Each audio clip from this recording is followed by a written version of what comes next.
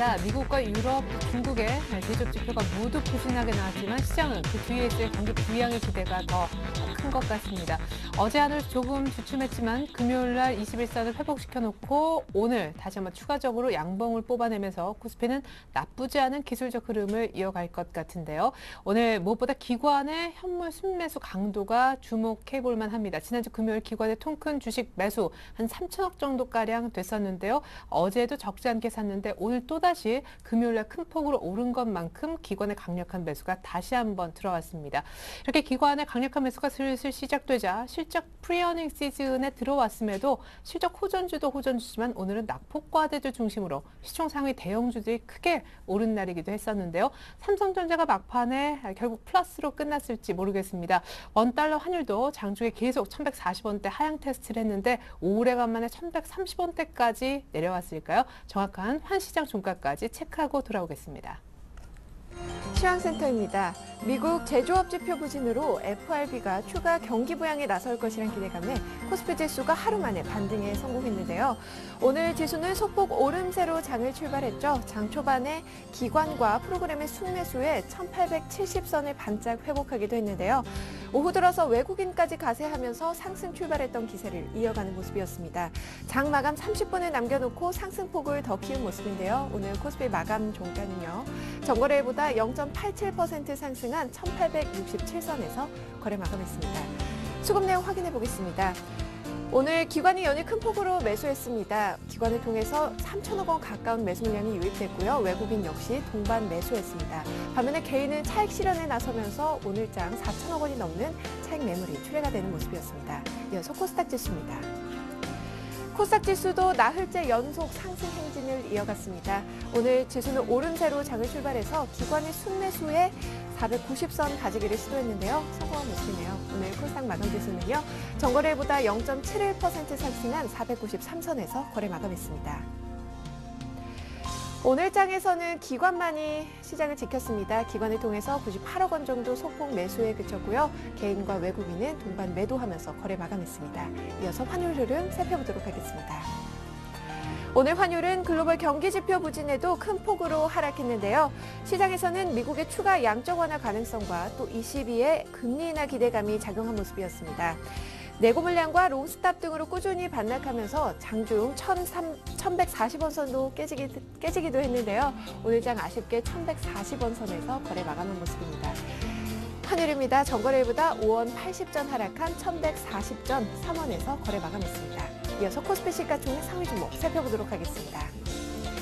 오늘 삼성전자가 막판에 상승 전환에 성공했습니다. 0.09% 상승하면서 117만 5천 원에 거래 마감했습니다. 하지만 자동차 3인방은 부진했는데요. 오후 들어서 낙폭을 더 키운 모습이네요. 현대차가 1.7%, 기아차가 2.39%, 현대모비스도 0.9% 하락하면서 27만 5천 원에 종가 마감했습니다. 현대중공업이 1조 3,400억 원 규모의 대규모 컨테이너선 수주 소식에 오늘장 급등세를 보였죠. 4% 정도 상승을 한 모습이네요. LG화학 역시 4.98% 오르면서 30만 5,500원에 종가 기록했습니다. 한국전력도 2.53%, SK하이닉스 역시 2.53% 오르면서 24,300원에 종가 기록했네요.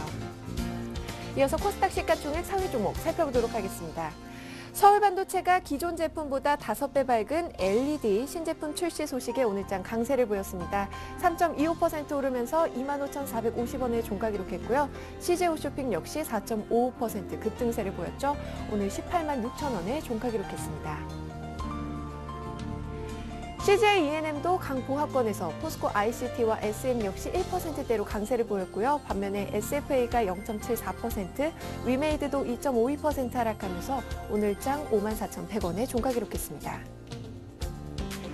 이어서 오늘의 특징 업종 및 테마 종목 살펴보도록 하겠습니다. 오전장에서는 모든 업종이 오름세를 보였는데요. 오후 들어서 지수가 힘이 좀 빠지면서 하락 전환하는 업종이 보였죠. 하지만 경기 부양 기대감을 안고 철강과 기계, 화학 업종은 강세를 보였는데요. 먼저 철강주부터 살펴보겠습니다. 철강주가 미국과 중국의 경기 부양 기대감에 오늘장 강세를 보였습니다. 포스코가 1.91% 상승하면서 37만 3천 원에 종가 기록했고요. 현대제철이 3.87%, 대한제강도 2.68%, 유니온스틸은 오늘장 3.53% 오르면서 13,200원에 종가 기록했습니다. 기계주가 기관의 순매수에 닷새째 상승했습니다. 기계주 살펴보겠습니다. 두산 인프라코어가 1.33% 오르면서 19,050원에 종가 기록했습니다. 쌍용 머티리얼도 3.51% 상승했고요. 큐리어스가 오늘장도 상한가를 기록했습니다. 380원에 거래 마감했네요. 서암기계공업 역시 4.15%, 삼익 THK도 2.65% 오르면서 5,820원에 종가 기록했습니다. 국제유가 하락에도 정유화학주는 이틀째 상승했습니다. 살펴보시죠. SK이노베이션은 하반기 실적 개선 기대감에 4.59% 강세를 보였습니다. 오늘장 14만 8천 원에 종가 기록했고요. GS가 4.37%, LG화학 역시 전기차 배터리 생산 기대감에 강세를 보였습니다. 오늘 5% 가까이 오르면서 30만 5,500원에 종가 기록했습니다. 문재인 민주통합당 상임고문의 지지율이 안철수 서울대 원장을 추월했다는 소식에 오늘 문재인 테마주들이 강세를 보였습니다. 우리들제약이 7.6% 상승했네요. 1,840원에 종가 기록했고요. 우리들생명과학도 5.86%, 조광페인트가 4.55%, 유성 TNS는 주당 110원씩 상승했습니다. 오늘장 4,600원에 종가 기록했네요. 중국이 2015년까지 태양광 목표 설치량을 4배로 확대할 것이란 기대감에 오늘장 태양광 관련주들이 강세를 보였습니다. OCI가 3.1% 상승했네요. 23만 3천 원에 종가 기록했고요.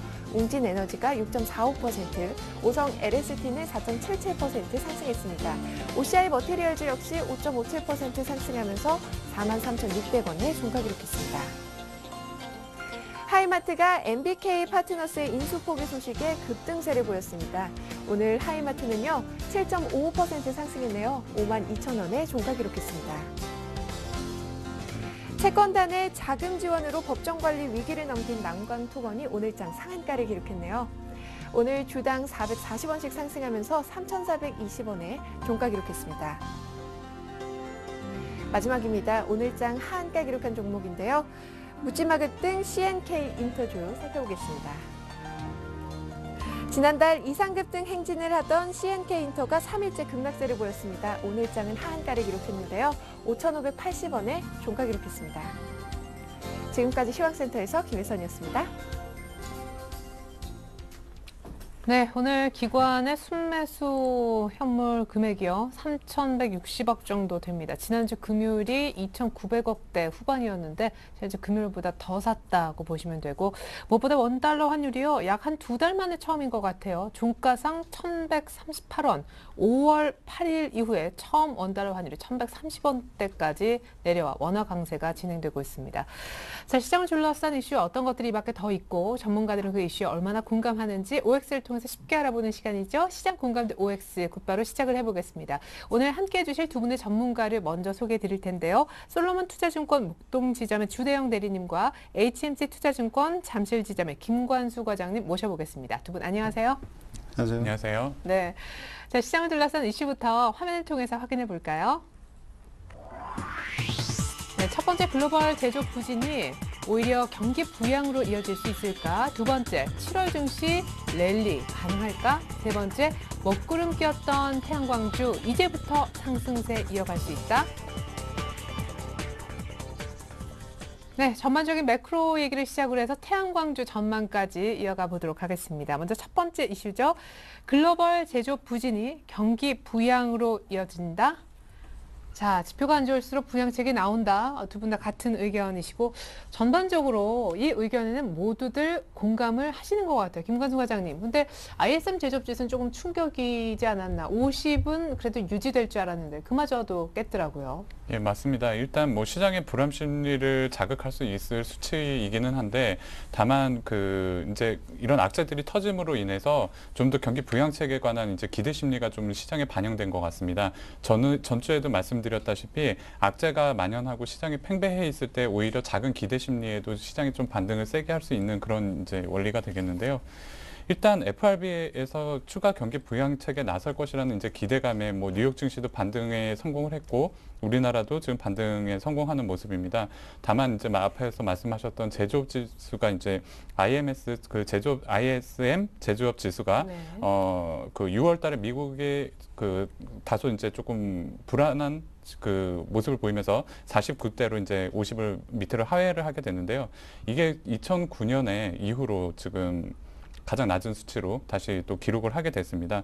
근데 지금 미국만 문제가 있는 것이 아니라 지금 유로존의 제조업 그 지수도 뭐 11개월 연속해서 지금 위축하는 모습 보이고 있고, 그리고 중국에서도 마찬가지 모습을 좀 보여주고 있는데, 지금 뭐 글로벌 경기 자체가 지금 뭐 악순환의 고리에서 이제 어느 정도 탈출하는 모습들이 하나씩 이제 보여지고 있습니다.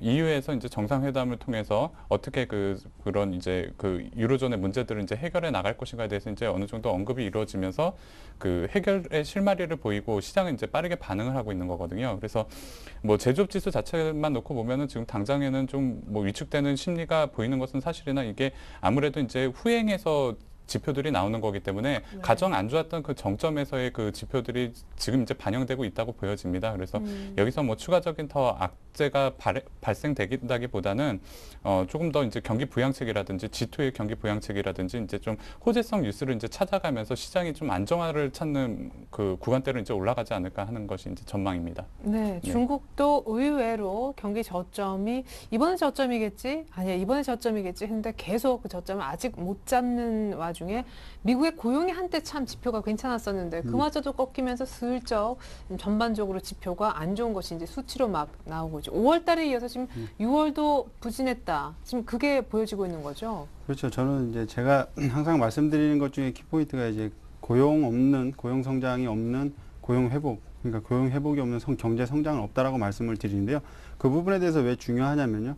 고용이 창출이 돼야 일자리가 늘어남으로 인해서 제조업이 됐든 서비스업이 됐든 무엇인가 계속 이제 GDP에 영향을 줄 수 있는 그런 지표들이 개선이 된다는 거죠. 그러니까 제일 바탕이 안 되기 때문에 실업률이 계속 올라가고 있다는 점이죠. 그게 유로존 국가에서 가장 큰 문제인데요. 일단 뭐 글로벌 쪽으로 살펴보면 미국부터 살펴보겠습니다. 미국은 이미 뭐 재정 적자 폭이 굉장히 큽니다. 하지만 그걸 만회하기 위해서 달러 강세 기조로 계속 가고 있죠. 그렇기 때문에 윤전기를 돌려서 이제 돈을 찍어낼 수 있는 능력이 자꾸 한계에 부딪히는 겁니다. 그래서 오히려 지표 쪽에 그 흐름을 좀 안 좋게 하는 모습이 더 있지 않나라고 보는데요. 드디어 깨졌죠. 50을 밑으로 하회하면서. 근데 또 중국은 또 그나마 좀 지켜주는 모습이 있어서 그나마 다행인데요. 일단 미국은 지금 제가 보기에는 굉장히 멀쩡합니다. 삼성전자가 이번에 좀 강하게 부러졌는데도 애플 컴퓨터 전혀 문제 없었고요. 오히려 그게 수익 다각화라는 측면, 애플 쪽에서는 한국 삼성전자의 물량까지도 뺏어갈 수 있다는 그런 긍정적인 시그널로 지금 비춰지고 있다는 게 문제죠. 그만큼 유동성이 풍부한 상태이기 때문에 증시의 호재입니다. 그런데 왜 한국은 갑자기 이렇게 또 안 좋아졌을까요?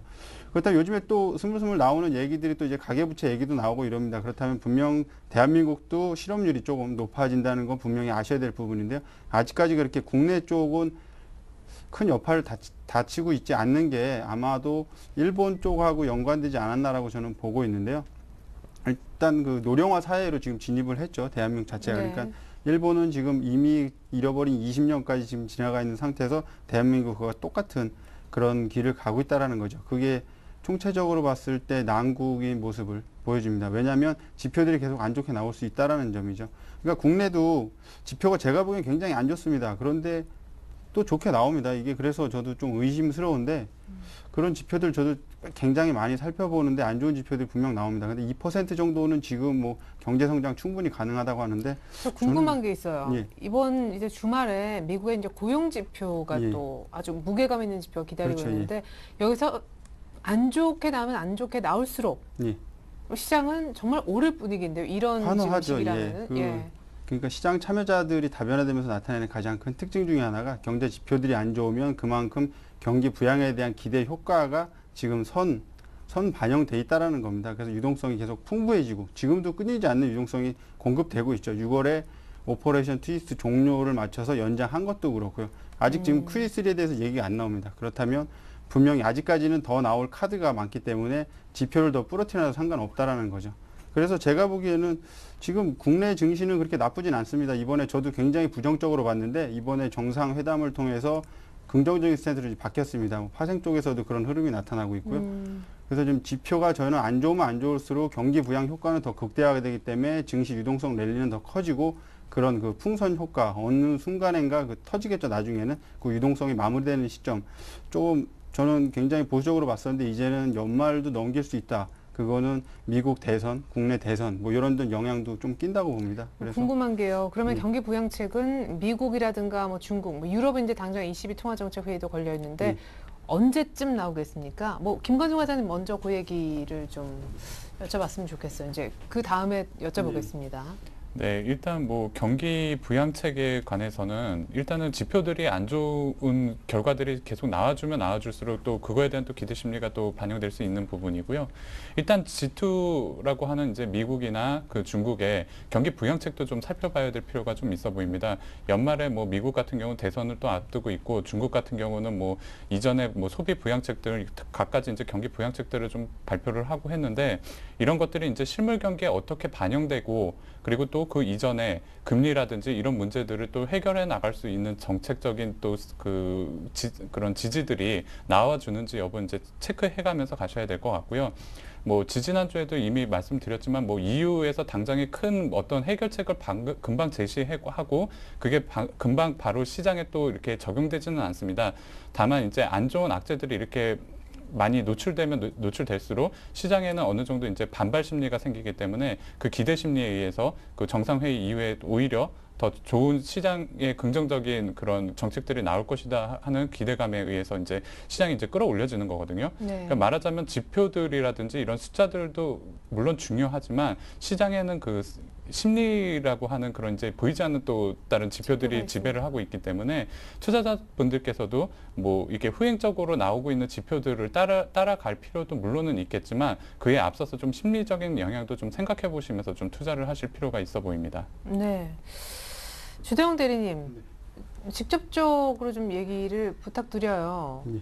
그죠? 예, 그러니까 결국 경기 부양책, 미국이든 뭐 유럽의 금리 인하든 중국의 또 한 번의 금리 인하든 언제쯤 나오겠습니까? 저는 그러니까 보통 보면 중국 같은 경우는 꼭 이제 금요일 날 장 닫아놓고서 그런 걸 많이 나타냅니다. 그래서 그쵸. 예, 주말에 꼭 기대감을 높게 해주는데 또 한국 시장은 또 그 다음 주에 시작했을 때 그렇게 큰 여파를 못 봤는데요. 오히려 그러니까 중국 좀 얘기를 해보면요. 중국 같은 경우는 지금 일단 정권 교체기에서 지표를 어느 정도 안 좋게 만들고 있기 때문에 경기 부양 효과에 대해서 어느 정도는 그냥 일부러 저는 그게 거짓이라고 보거든요. 그냥 뭐 네. 일단 거짓말을 해서 경기 부양할 것처럼 해주고 지표가 좀 나아질 것 같다는 그런 희망만 넣어주지 일부러 안 좋게 만든다는 거죠. 차기 그러니까 정부에 부양책은 그럼 차기 정부에 넘겨준다는 겁니다. 그러니까 중국이 힘을 안 쓰기 때문에 미국도 당연히 쓸 수가 없는 카드가 되는 거죠. 결국에는 중국은 미국의 최대 국채 매입 국가지 않습니까? 달러도 네. 보유하고 있기 때문에 중국에서 갑자기 여기서 계속적으로 조금 안 좋은 스탠스를 취한다면 미국도 압박을 넣을 수가 없죠. 갑자기 시장에 이제 국채 쏟아져 나오면 또 정말 큰 위기, 대란이 올 수 있기 때문에 중국의 눈치를 꼭 봐야 됩니다. 그래서 중국이 지금 보수적인 스탠스를 취하고 있기 때문에 미국도 자꾸 이제 거의 립서비스 수준에 그냥 맨날 나와서 하는 얘기 똑같죠. 그럼 그런데 나올 수 이번에 있는 데가 유럽밖에 없는 그렇죠. 겁니까? 근데 이번에 유럽에서 조금 이제 특이한 게 나왔죠. 그거는 이제 또 다음 이슈에 예. 조금 더 얘기하도록 하겠습니다. 네, 좋습니다. 자, 부양 얘기를 조금 길게 구체적으로 좀 짚어보았고요. 두 번째 이슈로 넘어갑니다. 자, 7월 증시 랠리 가능할까요? 7월 때 증시 랠리면 이미 이제 뭐 서머 랠리 이런 건데 7월에 랠리 온다, 랠리 오른다 두 분 다 같은 의견이십니다. 자, 김관수 과장님, 7월 달 몇 포인트까지 가겠습니까? 어떤 증권사는 제가 기억을 못합니다만 2,000을 보더라고요. 일단은 뭐 그 박스권을 제가 설정해드리기는 1,800에서 1,900선을 말씀을 드렸는데요. 실질적으로 뭐 PER이라든지 PBR을 좀 적용을 해봤을 때 9배 수준이 되는 것은 지수로 놓고 보면 1,950선까지는 좀 상단에서는 좀 열려 있는 부분은 좀 있습니다. 다만 이제 하단에서는 1,800선이 그 PER 8배 정도 수준으로 그 저점을 어느 정도 좀 지지할 것으로 보이고요. 그래서 투자자분들께서는 1,800에서 1,900, 1,950 그 사이 정도를 박스권으로 좀 생각을 하시고 투자에 대응을 하시면 될 것 같습니다. 네. 일단 사실 뭐 7월 증시 논하는 데 있어서 경기라든가 또 맞물려 있는 실적 그리고 좀 전에 저희가 조금 얘기를 했었던 유럽 문제 세 가지 짚지 않을 수가 없는데요. 네, 맞습니다. 일단 지난주에도 제가 언급해드렸던 뭐 썸머 랠리라든지 이런 이제 좀 기대감에 의한 시장이 조금 랠리 가능성이 있다고 이제 언급을 한번 해드렸는데요. 일단 G2에서 나오는 그 경기 부양책이라든지 유로존의 그 분위기 물론 체크해야 되겠지만 2분기에 이제 기업 실적들 뭐 누누이 말씀드렸던 그 실적 발표를 지금 앞두고 있습니다. 뭐 이번 주에도 당장 이제 삼성의 그 금요일 날 발표 있을 예정인데 그 2분기 실적이라든지 혹은 또 뭐 이제 각종 이벤트들이 이제 여름에 좀 많이 몰려 있습니다. 뭐 런던 올림픽이라든지 이런 호재들이 조금 작용을 하면서 시장 심리를 많이 완화시킬 가능성이 좀 높습니다. 그래서 뭐 그렇게 크게 보수적으로 보실 필요는 좀 없을 것 같고요. 이런 것들이 잘 연출된다고 하면은 뭐 7월 달은 뭐 증시 랠리, 썸머 랠리까지도 가볍게 좀 기대를 해볼 수 있을 것 같습니다. 예. 그러면은요, 그 어떤 뭐, 예를 들어 런던 올림픽이다. 그러면 그에 맞는 어떤 수혜 종목 같은 거를 좀 미리 알려주시면 뭐 랠리에 편승하지 않을까요? 그런 수혜주들이? 네, 맞습니다. 뭐 역사적으로 볼 때도 뭐 이런 올림픽이라든지 월드컵이라든지 이런 종목, 이런 이제 경기를 앞두고서 이제 그 관련 종목들이 조금 움직이는 모양새가 있는데요. 일단 뭐 가전이나 TV, 뭐 셋톱박스 업체들 좀 관심 있게 보실 필요 있고요. 그리고 뭐 식음료주들, 치킨, 맥주, 뭐 여러분들도 뭐 익히 경험해 보셔서 알겠지만 월드컵 때 항상 좀 급등하는 이런 종목들인데 물론 이제 올림픽 때도 마찬가지고요. 네. 그다음에 이제 모바일 게임 종목들, 특히 그 올림픽의 라이센스를 받은 업체들, 이런 업체들 좀 관심 있게 보실 필요 있고, 네. 그다음에 이제 지난주에 제가 이제 추천을 드렸었던 그 스포츠 뭐 채널이라든지 광고 종목들인데 제일기획이나 SBS 이런 종목들도 좀 관심 있게 보시면 좋을 것 같습니다. 네, 좋습니다. 7월 달에 그러면 증시 랠리는 가능한데, PR 적용해서 한 1950 정도. 예, 좋습니다. 주대영 대리님이 아까 그러셨어요. EU 정상회담의 의회 결과들을 보고 예. 증시를 좀 긍정적으로 바라보게 됐다. 랠리까지 가능하다 하셨으니까 예. 몇 포인트까지 보시는지 그 얘기부터 좀. 예, 저는 개인적으로는 2,000포인트 좀 힘들다고 보고요. 한 1,970선 정도까지는 열려 있다라고 봅니다. 그게 2000이 근데 그렇게 힘든 지수예요? 다들 뭐 1950도 예. 조금 더 쓰시면 1970 이렇게. 그러니까 2,000이라는 그 심리적인 지수에 대해서 가게 되면 만약에 개인들 그 펀드 환매라든지 이런 부분들이 분명히 발생됩니다. 그래서 네. 오히려 그런 식으로 가게 되면 지난번에 꺾였을 때가 바로 1,900을 찍자마자 바로 다이렉트로 1,800을 깼거든요. 그게 네. 불과 한 3일 만에 그렇게 벌어진 일이기 때문에 네. 2,000이라는 숫자도 그렇게 쉽지 않아 보입니다. 녹록치 않아 보인다는 거죠. 1,900포인트도 역시 심리적인 저항 라인이죠. 그러니까 시장 참여자들은 계속적으로 그런 끊어지는 마디에서 분명히 사고 팔고 매매를 하면서 어느 정도 자기의 그 포션을 구축한다는 겁니다. 그렇기 네. 때문에 쉬어가는 마디가 될 수 있다는 부분이죠. 그래서 저는 개인적으로 한 1970 정도 보고 있고요. 네. 그렇게 보게 된 그 계기는 바로 EU 정상회담이죠. 그러니까 저는 사실상 이번에 그린라이트라는 그 ESM이 그린라이트를 받았다고 말씀드리고 싶은데요. 네. 이건 그린라이트 자세히 아세요? 네, 그 뭐 야구 용어잖아요. 감독 사인 없이도 그냥 자유롭게 도루할 수 있는. 네, 맞습니다.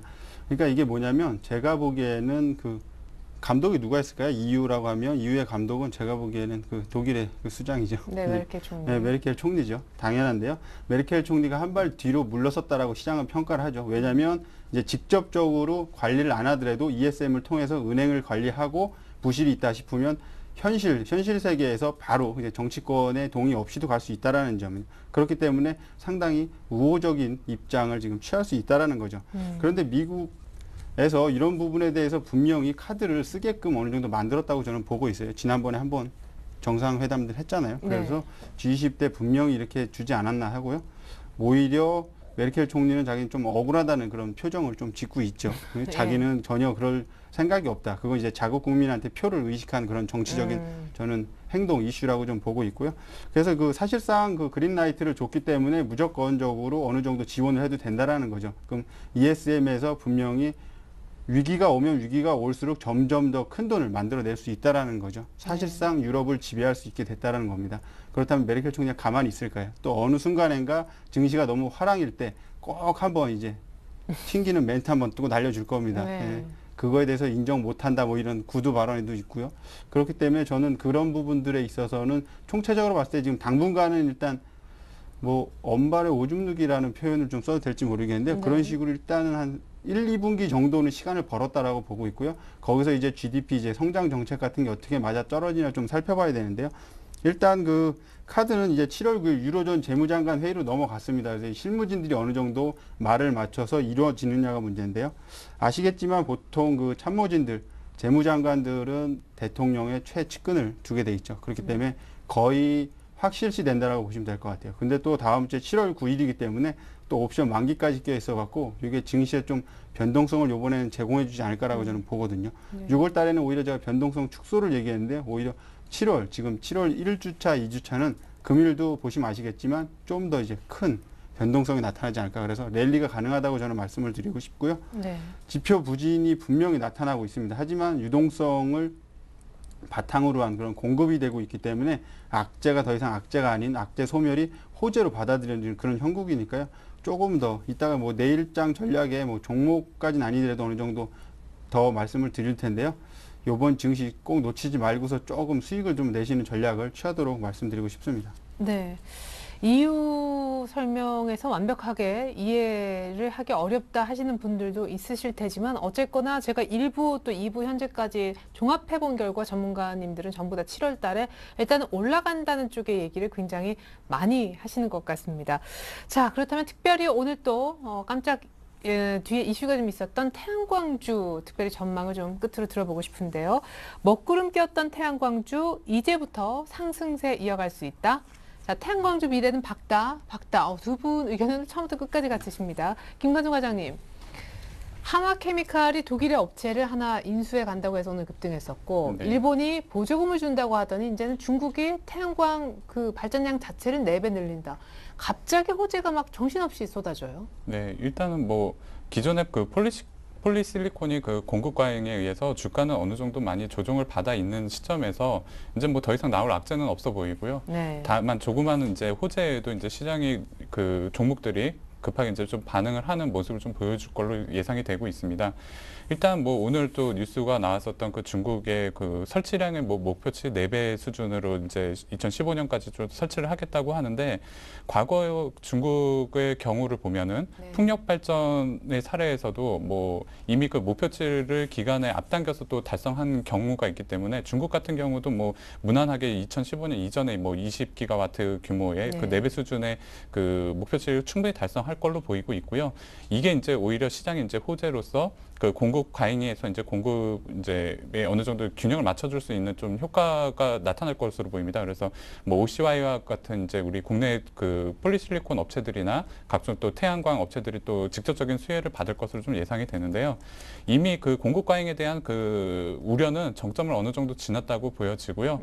앞으로는 조금 이제 좋은 일만 있을 것 같습니다. 뭐 어차피 그 이제 기존의 이제 시장에서 이제 산업 생산에 필요했었던 이제 원유라는 것들이 이제 에너지로서는 이제 한계가 있기 때문에 네. 대체 에너지가 이제 필요를 하게 되는데 가장 뭐 그 수지 타산이라든지 뭐 여러 가지 면에서 봤을 때 태양광 쪽이 아무래도 좀 유리하지 않을까 그런 관점에서 접근을 하시면 될 것 같고요. 네. 뭐 차트를 보시면은 지금 OCI 차트를 좀 보시겠는데요.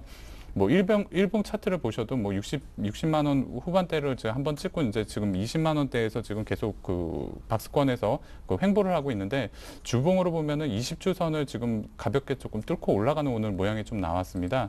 그래서 앞으로 주가 흐름을 좀 지켜봐야 되겠지만 이런 작은 호재에서도 이렇게 시장에서는 이제 긍정적으로 좀 반응을 하는 모양이 이제 앞으로도 꾸준히 연출될 것으로 좀 예상을 하고 있습니다. 네, OCI가 3분의 1 토막이 났었군요.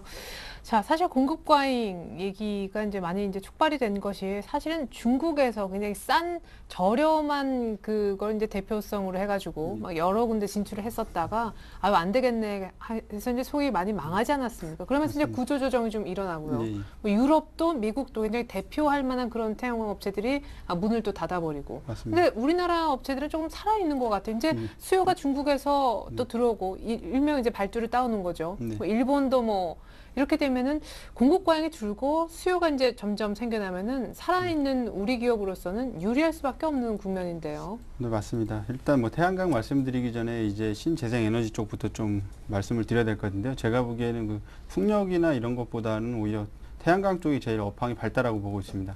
신재생 에너지 쪽이 곽강받는 이유는 딱 하나입니다. 오일이라는 소멸 자원이 언젠가 소멸되기 때문이죠. 그럼요. 유가가 계속 고유가 행진을 할 수밖에 없다라는 부분도 분명 투기 수요도 있습니다. 하지만 오일은 소멸 자원이기 때문에 그렇습니다. 요즘 채산성이 굉장히 악화되어 있습니다. 오일 쪽이. 그렇기 때문에 유가가 좀만 올라가면 정제 마진 개선 기대감. 금일 같은 경우 이제 SK 이노베이션, 뭐 LG 화학 그 큰 종목들 거의 폭등 수준이죠. 4%대까지 올라가는 모습 볼 수 있는데요. 그런 걸 바탕으로 했을 때 OCI하고 오성 LS처럼 이런 태양광 업체들 분명히 금일도 또 뭐 미국 태양광 업체 또 거의 뭐 파산 소식 나왔는데요. 제가 듣기로는 거의 한 분기마다 하나 정도씩 나옵니다. 그런데 나올 때마다 나오는 멘트들이 거의 미국 최대 태양광 업체라는 거죠.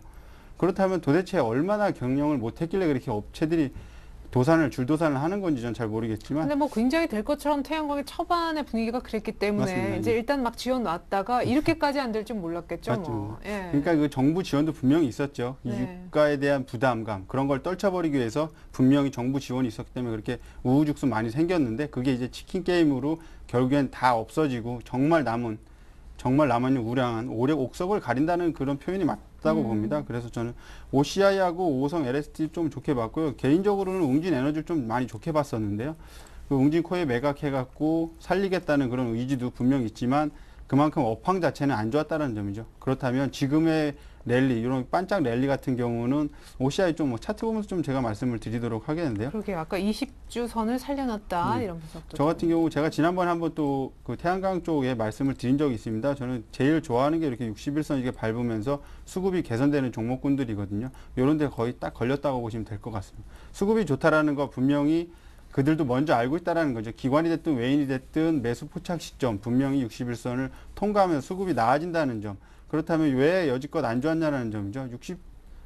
주봉상으로 보면요. 60주선 깨고 내려가면서 아까 앵커님께서 말씀하신 그 3분의 1 토막이죠. 네. 거의 진짜 회사 망해가는 그런 모습을 보여줬는데요.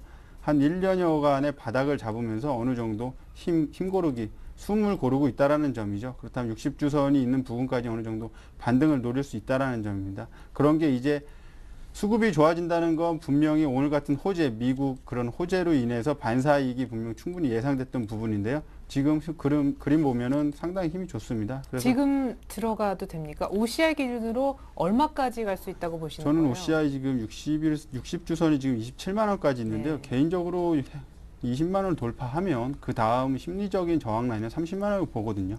그렇기 때문에 그 정도 부분까지도 분명히 가능하지 않을까라고 보고 있고 지금 반등 그림, 일봉에서 보면 반등 그림이 굉장히 셉니다.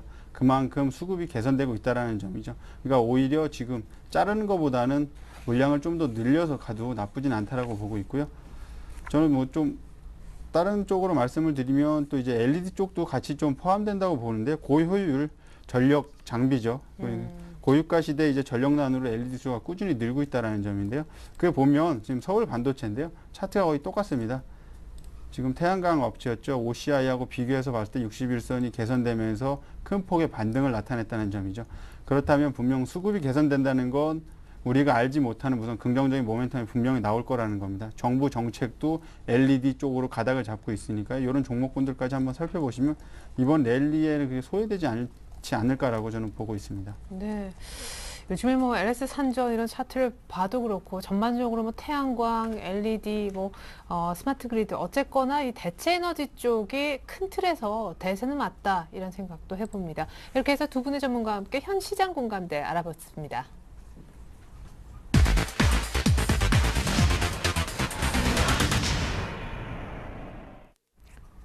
네, 오늘 경기 부양 기대감에 지표 악재도 있고 1867까지 올라왔는데 내일 또 어떤 흐름 보여줄까요? 김건수 과장님. 예, 일단 뭐 시장만 놓고 보면 뭐 다양한 이벤트들과 또 뭐 실적이라든지 그리고 경기 지표들이 맞물리면서 좀 증시가 뭐 오락가락하는 모습을 좀 연출을 하고 있습니다. 뭐 말하자면 혼저세가 지금 연출되고 있는 건데요. 네. 뭐 EU 정상회담이 또 긍정적으로 해석이 되고 또 호재로 받아들여졌고 다만 이제 그 유럽에서 그 재정 위기에 따른 그 2분기 그 기업 실적 우려라든지 혹은 또 경기 지표에 대한 또 부담감들이 또 그 복병으로 또 지수를 좀 발목을 잡지 않을까 하는 또 우려도 사실은 없지는 않습니다. 네. 다만 그런 악재들이 노출되면 노출될수록 또 말씀드렸지만 그 부양에 대한 기대감 그리고 정책에 대한 또 기대감들이 이제 시장에 또 기대 심리를 또 심게 되는데요. 뭐 작은 호재에도 이제 시장이 민감하게 반응하면서 좀 급등하는 모양인지 연출될 것으로 보이는 이유가 이제 바로 여기에 있고요. 일단 뭐 그 기업 실적만 놓고 본다고 하면 우리나라 기업 실적들은 사실 뭐 상당히 조금 좀 긍정적인 부분은 있습니다. 다만 그 컨센서스에 비해서 조금 좀 낮아지지 않을까 하는 이제 그런 부담감에 의해서 좀 지수를 지난주에는 좀 이렇게 발목을 잡는 모양새가 나왔는데요. 삼성전자라든지 현대차 뭐 이런 종목들 기존에 외국인들이 꾸준히 담았고 기관도 매수가 들어왔었던 종목들 같은 경우는 실적도 2분기에도 뭐 전년 동기 대비해서 뭐 크게 상회하는 실적을 발표할 것으로 좀 예상되고 있고요. 삼성 뭐 전자도 6조 7천억 원대 육박하는 뭐 호실적이 지금 발표될 것으로 예상이 되는데, 다만 이제 기대치에 부합하지 못한다는 게 이제 시장의 심리에 조금 찬물을 끼얹었다고 보여집니다. 그래서 이런 것들이 시장 심리가 반영되는 그런 흐름들을 잘 파악해 가시면서 종목에 대응을 하시면은 성공하는 투자하실 수 있으시라고 생각합니다. 예. 아니, 이제 낙폭과대냐, 실적 호전이냐, 이 이슈가 오늘 뭐 본격적으로 불거졌다. 그런 생각도 듭니다. 7월 달에 한 두 번째 거래일 날 이렇게, 낙폭과대주가 크게 올라서 말이죠. 또 실적 호전주 뭐 믿고 있었던 IT가 한번 흔들리고, 차도 한번 흔들렸는데 오늘 사실은 어떻게 보면 두 번째거든요. 뭐 네. 부품도 마찬가지고, 완성차 쪽도 그렇고. 어떻게 매매해야 됩니까? 7월장 사실 매매에 있어서 굉장히 어려울 수도 있다는 얘기도 있더라고요. 예, 일단은 좀 상당히 변동성이 좀 큰 장일 수 있습니다. 뭐 앞에서 이미 말씀드렸던 요소에 의해서 시장들이 좀 뭐 상방향으로도 하방향으로도 지금 박스권 안에서는 분명히 그 큰 폭의 움직임이 예상되어지는데요. 네. 다만 이제 우리나라 기업 실적을 놓고 본다고 하면 아까 앞에서도 말씀하셨던 자동차주들이 잘 가다가 갑자기 이제 조금 조정을 받는 모양이 나왔습니다. 이전에 앞서서 또 IT 대표주였던 뭐 삼성전자가 먼저 이제 조정을 받고 그 다음 사이클에 이제 자동차가 좀 먼저 받는 모양새가 나왔는데요. 이런 것들은 이제 외국인들의 매도세에 힘입어서 사실 그렇게 좀 조정이 들어왔습니다. 아무래도 외국인들 같은 경우는 뭐 이미 지금 이런 악재들이 해외 유로존에서 이제 발생했었던 문제들 때문에 이제 벌어진 일이기 때문에요. 그 안전자산 선호 현상이 뭐 국내 심리보다는 또 외국인들이 좀 더 많은 것은 사실입니다. 그래서 이미 그 기대 심리에 의해서 올라왔던 종목들에 대해서 이제 수익 실현을 소폭했다는 게 이제 보여지는 거고요. 어느 정도 매도가 이루어졌기 때문에 재차 다시 반등을 한다고 하면 그 호실적이 예상되고 또 예측이 되어지는 종목들에서 이제 선별해서 다시 이제 매수가 들어올 것으로 예상이 되고요. 꾸준히 IT, 뭐 삼성전자라든지 현대차 이런 종목들은 이제 담고 가셔야 될 걸로 보입니다. 그리고 앞서 말씀하셨던 또 낙폭 과대주들이 있겠는데요. 뭐 OCI 우리 아까 태양광주 언급했지만 네. OCI라든지 LG화학 그리고 뭐 현대중공업 등 이런 좀 우량 종목인데도 불구하고 경기 사이클에 좀 맞물려서 좀 하락폭이 컸던 종목들 같은 경우도 그 낙폭 과대주들을 단기 트레이딩 관점에서 좀 접근하시면서 뭐 물론 장기적으로도 물론 좋지만 그 박스권 안에서 움직이실 때는 뭐 이익 실현하고 저가에서 다시 매수 들어가시면서 대응을 발빠르게 대응을 하신다고 하면 예, 성공하는 투자 하실 수 있을 것 같습니다. 네. 결국 그러면은 병행인 거예요. 낙폭과대랑 실적 호전이랑. 네, 일단은 그 박스권 아까 제시해드렸던 1800하고 1900 한 50선 정도 이제 잡으시고요. 네. 종목별로 그 낙폭이 좀 과대했던 종목들 같은 경우는 지수가 같이 마찬가지로 바닥에 있을 때 매수 좀 분할 매수 들어가시면서 그 다시 이제 지수가 올라가고 종목도 같이 따라 올라갈 때 매도하시면서 그 단기적으로 좀 수익을 내시는 방향으로 하시는 게 좋을 것 같고요. 우선 시장 자체만 놓고 보면은 물론 이제 시장이 어느 정도 완만하게 상승 곡선 패턴을 그리면서 이제 올라가겠지만 다만 이제 아직 그 유로존이라든지 혹은 그 G2의 경기 그 부진이라든지 각국의 또 경기 부양책에 대한 또 기대감이 이제 맞물리면서 어느 정도 시장에 이제 그 끌어올려가는 모습을 나아줬을 때 이제 그때는 좀 홀딩을 하시면서 가져갈 수는 있겠지만 지금 같이 이제 악재와 그리고 호재가 그 혼재되어 있는 시장에서는 그 조금 발빠른 대응도 사실은 좀 유효해 보입니다. 네, 말씀 중에 제일 기억에 남았던 거는 IT와 차 외국인들이 팔아서 조금 흔들리지만 외국인 돌아올 거다. 물론 이제 종목별로 돌아오는 종목이 따로 있겠지만 의견이 같으십니까? 아니, 저는 조금 다르게 보고 있는 게 IT하고 자동차 쪽이 지금 실적 개선 소식에도 지금 힘을 못 쓰고 있습니다. 그러니까 네. 누군가 아는 재료에 팔아라는 증시 격언이 있죠. 지금 그거를 지금 몸으로 지금 받고 있다라고 보고 있습니다. 삼성전자 금일 같은 경우도 지수가 0.87% 상승하는데요. 1,000원밖에 안 올랐습니다. 거의 뭐 지수에 영향을 주지 않았다고 보면 될 것 같은데요. LG화학, SK이노베이션들이 4% 이상 급등하면서 지수 상승을 견인했다라는 겁니다. 그럼 제가 좀 뭐 파생 쪽에 좀 강점이 있으니까 파생을 좀 설명을 드리겠는데요. 선물 이제 최근 얼물로 해서 좀 보여드리도록 하겠습니다. 지금 여기 보시면 제가 이렇게 밴드를 짧게 설정을 했습니다. 요 밴드 설정했는데 요 그 음봉이죠. 16,000계약 이상의 그 외인 매도가 나왔던 그 단가죠. 그런데 지금 빠르게 회복을 하고 지금 그 부분까지 다시 올라왔다는 네. 점입니다. 이 부분에서 지금 이틀째 거의 숨고르기 비슷한 그림을 나타내주고 있는데요. 네. 이쪽에서 이제 이탈하는 쪽으로 다시 한번 추세가 걸릴 가능성이 좀 높다라고 보고 있습니다. 근데 개인적으로 보기에는 EU 정상회담에 대한 그런 긍정적인 모멘텀 그리고 7월 9일 날 분명히 이제 재무장관 쪽에서도 분명히 그걸 이제 문서화해서 가시화해서 좋게 말을 해줄 거라고 보고 있기 때문에 오히려 좀 여기선 상승 가능성이 열려 있지 않나라고 보고 있고요. 종목은 제가 이따가 말씀을 드릴게요. 이런 걸 조금 수혜 받을 수 있는 종목으로 제가 나름 뽑아왔으니까요. 네. 지수는 저는 뭐 밴드 상단은 1970까지 열어놓고 대응하도록 하겠습니다. 네, 좋습니다. 단기 랠리 지수 관련 대형주 매매도 가능하겠다 싶습니다. 여의도 쪽 시각을 이어서 확인해 보죠. 오늘은 삼성증권으로 갑니다. 임수균 연구원님, 안녕하세요. 네, 안녕하십니까. 네, 지표 부진을 경기 부양 기대감으로 해석하면서 오늘 안도 랠리가 추가적으로 좀 이어졌던 것 같습니다. 이제 22 통화정책 회의까지 욕심을 내는 시장인 것 같아요. 예, 일단 뭐 말씀하신 대로 지금 금융 시장 같은 경우는 이제 지난 주말에 있었던 EU 정상회담 합의와 그리고 이제 어제 해외 시장에서 나왔었던 이제 추가 경기 부양에 대한 기대감 뭐 이런 부분들이 반영되면서 좀 안도 랠리 국면이 이제 이어지고 있는 이런 상황으로 좀 판단을 하고 있습니다. 뭐 1800선의 지지력을 테스트하던 코스피도 지금 벌써 1800대 중반을 이제 넘어가고 있는 상황인데요. 뭐 단기적으로 어느 정도를 상단으로 봐야 할지에 대한 고민도 좀 동시에 부각이 되는 시점이 아닌가 이렇게 생각을 하고 있습니다. 저 결론부터 말씀을 드리자면은 단기적으로는 약 1900선 초반 정도까지의 좀 제한적 반등 흐름을 예상을 하고 있는데요. 뭐 일단 지난 주말에 있었던 EU 정상회담 합의 결과가 이제 유로존 우려를 좀 상당 부분 제거시킨 측면이 있습니다만 아직까지 실적이나 경기에 대한 우려가 좀 여전하다는 점이 증시에는 좀 부담으로 작용을 하고 있습니다. 따라서 좀 증시가 1900선을 추세적으로 돌파하는 이제 강한 상향 흐름을 이어가기 위해서는 추가 모멘텀이 필요한 시점으로 좀 보고 있습니다.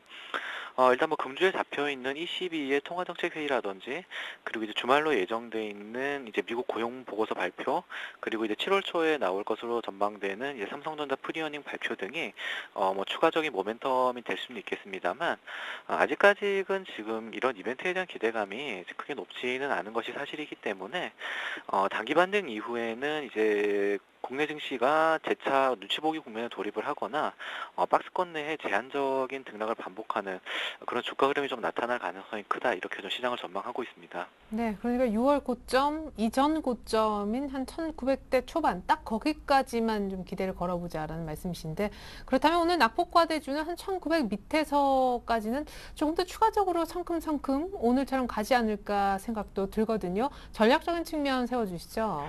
예, 일단 뭐 말씀하신 대로 우선적으로 낙폭 과대주에 대해서는 좀 관심을 가져볼 필요가 있습니다. 통상적으로 우려가 완화되는 안도랠리 국면에서는 낙폭 과대주들의 기술적 반등이 좀 강하게 나타나는 경우들이 많은데요. 뭐 이런 현상은 근본의 반등장에서도 좀 그대로 나타난 것으로 이렇게 보고 있습니다. 업종별로 봐서는 이제 낙폭 과대 측면에서 주목해 봐야 될 업종은 정유, 건설, 금융 등으로 지금 꼽아보고 있고요. 뭐 지수 전체적인 레벨로 본다 그러면은 당분간 아까도 말씀드렸듯이 좀 제한적 반등 흐름을 예상을 하고 있기 때문에 뭐 장기적인 투자보다는 좀 단기 트레이딩 중심의 전략이 바람직한 시점이 아닌가 이렇게 생각을 하고 있습니다. 뭐 본격적인 실적 시즌에 돌입을 하긴 했습니다만 아직까지는 좀 2분기 실적에 대한 기대감이 많이 약한 상황이기 때문에 뭐 특정 업종이 좀 주로 좀 부각이 되면서 시장을 끌고 가는 흐름보다는 아까도 말씀드렸듯이 좀 낙폭 과대주가 이제 고르게 상승하면서 지수를 견인하는 그런 순환매 형식의 고른 반등장이 나타나지 않을까 좀 전체적으로 이렇게 바라보고 있습니다. 네, 2분기 실적이 전반적으로 깎이고 있는 분위기라 이 실적이 뭔가 상승에 도움이 되는 그런 지표는 아닌 듯하고요. 지수 때도 그렇고 낙폭 과대주가 오늘처럼 이렇게 돌아가면서 오를 것 같다라는 역시 트레이딩 전망을 들어봤습니다. 삼성증권 임수균 연구원님 도움 말씀이었습니다. 감사합니다. 네, 감사합니다.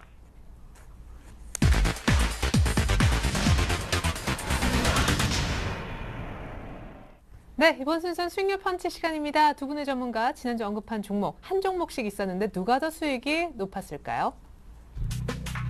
자, 지난주 포스코캠텍과 제일기획 언급하신 바 있는데 일주일 동안 수익 많이 난 승자는요? 네, 포스코캠텍, 포스코 계열사의 승리로 끝이 나네요.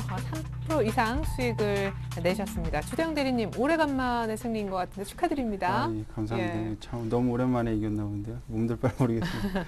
AS 포스코캠텍 부탁드릴게요. 예, 말씀을 네. 드릴게요. 포스코캠텍 뭐 그렇게 나쁜 회사 아니고 포스코 주력 계열사는 아닙니다. 조금 빠져있는 사이드로 빠져있는 회사인데요. 그렇게 나쁘지 않고요. 지금 뭐 짧게 좀 말씀을 드리면요. 61선 위에서 계속 이제 수급이 개선되면서 좀 점진적으로 상승할 수 있는 모멘텀을 갖고 있다라고 말씀을 드립니다. 그래서 14만 원 이상도 한번 노려볼 수 있는 가격대니까요. 지금 홀딩하신 분들은 좀 더 길게 끌고 가는 전략 말씀드리고 싶습니다. 네, 좋습니다. 포스코캠텍 홀딩하라 14만 원 가능하다. 제일기획 사실 아까 언급해 주셨지만 런던 올림픽 수혜주이기도 하고 사실 포스코 계열사 대 삼성 계열사의 싸움으로도 보여졌는데 좀 아쉽게 됐어요. 네. 일단 제일기획만 놓고 보면은 뭐 광고 시장에서 뭐 광고 대행 업체 중에서 국내 1위이기도 하고요. 뭐 계열사인 삼성그룹의 전량 뭐 광고 수주를 하고 있기 때문에 안정적인 영업 기반을 갖추고 있다는 게 가장 호재이고요. 뭐 말씀하셨던 그 런던 올림픽도 관련해서 또 수혜가 예상되고 그 갤럭시 S3가 이제 전 세계로 출시됨과 동시에 또 다양한 광고 또 수주가 또 예상되고 있기 때문에요.